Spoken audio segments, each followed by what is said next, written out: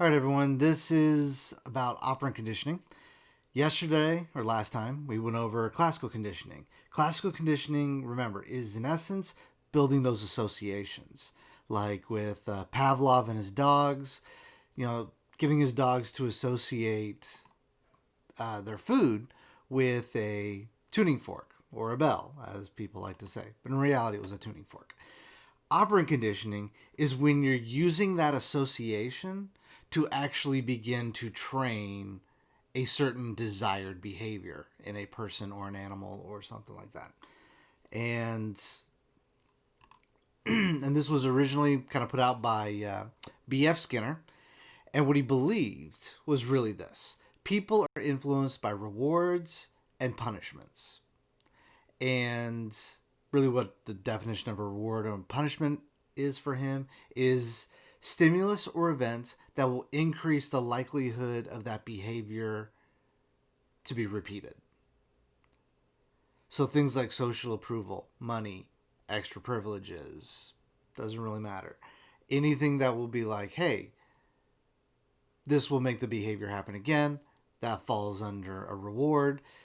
A punishment is something that will be like, something that will make the behavior not as frequent. So, a spanking, having your cell phone taken away, being thrown in jail. Those would be considered punishments. Now, what can happen, and this is where a lot of people kind of get it wrong, they can either be positive or negative. So you can have such a thing as a positive punishment or a negative reward. But we'll get to that in a little bit. So your reinforcers, again, these are actions that will increase the chance of a behavior, and a punishment is an action that will lower the chance of that behavior happening again. There's kind of the definitions of it. And a positive is when you're adding something to someone. So, for example, like a positive punishment, a basic spanking, you're adding pain. Negative, taking something away from someone. Negative punishment, losing your cell phone because you failed your test. A positive reinforcer, you did what someone said, have some candy. Negative reinforcer. Good way to think about this is when you have a headache. You have a headache, you take the medication, the aspirin, Tylenol, acetaminophen. You take that, it takes your headache away. That would be an example of a negative reinforcer. Because next time you get a headache, you're going to go, oh, well, that acetaminophen worked. I'll take that again. So it's making you kind of repeat that behavior. So that's usually you don't see negative reinforcers that much, but that's kind of a good example of one. Now, your reinforcers can fall under primary or secondary. Your primary reinforcer is something that satisfies a biological need: hunger, thirst, sleep, sex. They meet a biological need.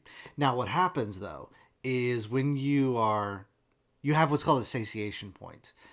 You can eat until you're full, and then afterwards you really don't want to take another bite. You don't want to, drink a bunch. You drink a bunch of water, and then afterwards you're like, okay, I'm done, no more.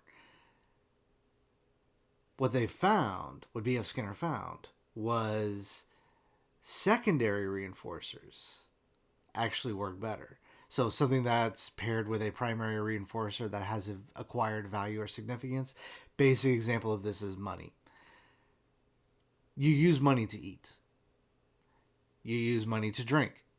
You use money to do the things that you want to do. And what they found is with secondary reinforcers, specifically money, you don't necessarily have a satiation point. You don't have that point where you're like, yeah, I got too much money. Very few people really say that. And those that do say that are probably lying. But so what they found is with secondary reinforcers, it's actually easier to condition someone than with somebody with a primary. Primary is helpful. It really helps with things like dogs and stuff like that. But for people, secondary reinforcers work well. It's one of the reasons why you have people who will go to a casino and play games all day. even though they know they're losing, they know the house always wins, but people still do it. And doing this, using those behaviors, or using those primary, secondary reinforcers, positive, negative punishments, and reinforcers, you can begin to shape behavior. And one example of this that they did was during World War II, Russians, the Soviet Union, what they would do is they train dogs to be like kamikaze dogs, where they would pretty much strap a bomb to the side of a dog, and they would use them to crawl up under German tanks and blow up the tank. Now, it really didn't quite work. In the process of all this, they discovered that dogs are actually colorblind. But yeah, so it is not natural for a dog to run to a tank. It's not. So what they did was they trained the dogs. They buried the food under the kind of mock-up tanks that they had to train them. And so when the dog saw the tank, he equated it as, oh, right here is where the food is. So when the day of the battle came, they gave the dogs a little explosive vests with a little with a magnetic detonator. So pretty much the idea is the magnetic field of the tank would trigger the bomb. So they released the dogs. They ran. They actually, because they used their own tanks to trade them, the dogs turned around and ran under their own tanks and blew up. Oops. But that's kind of a more extreme example.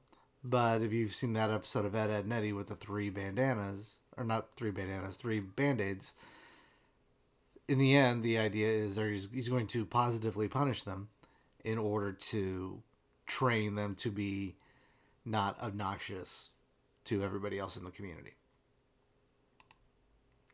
Now, some side effects of punishment.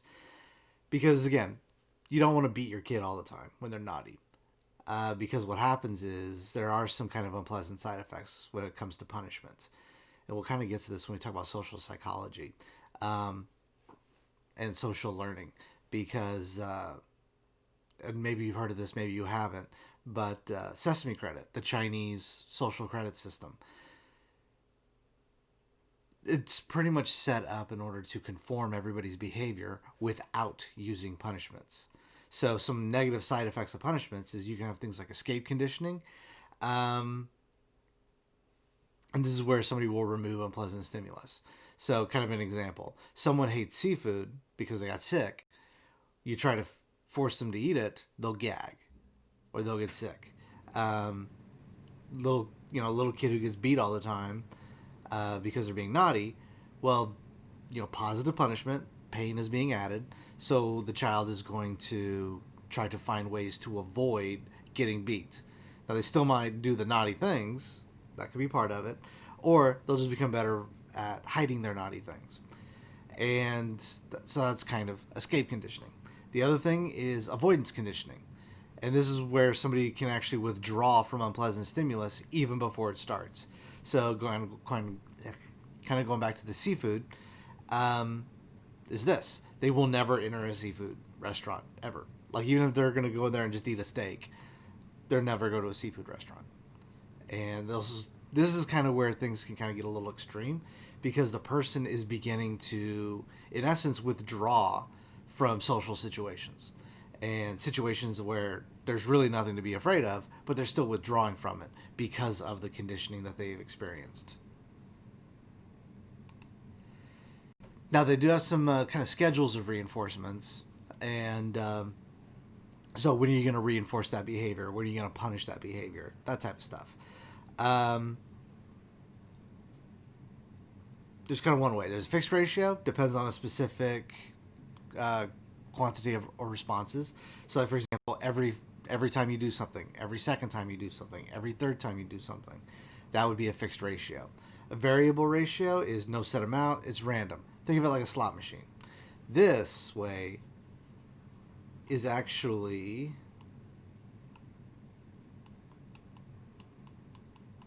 most successful.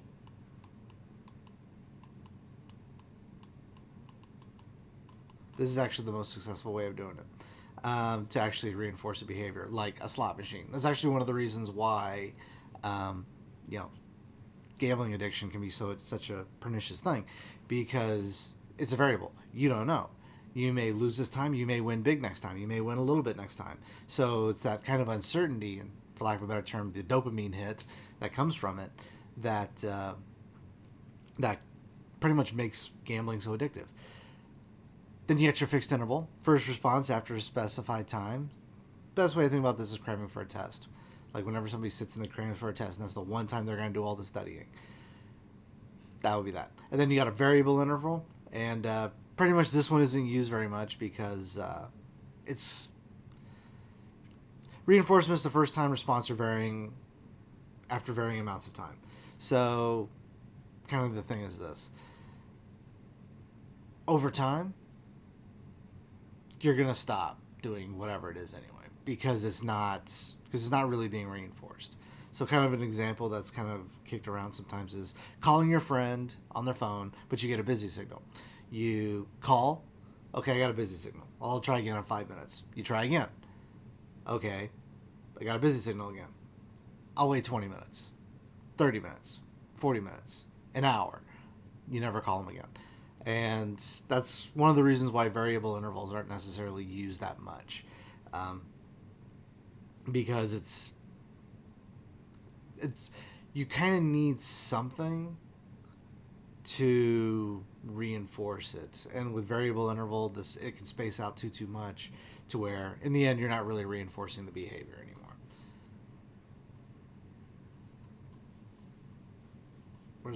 There it is.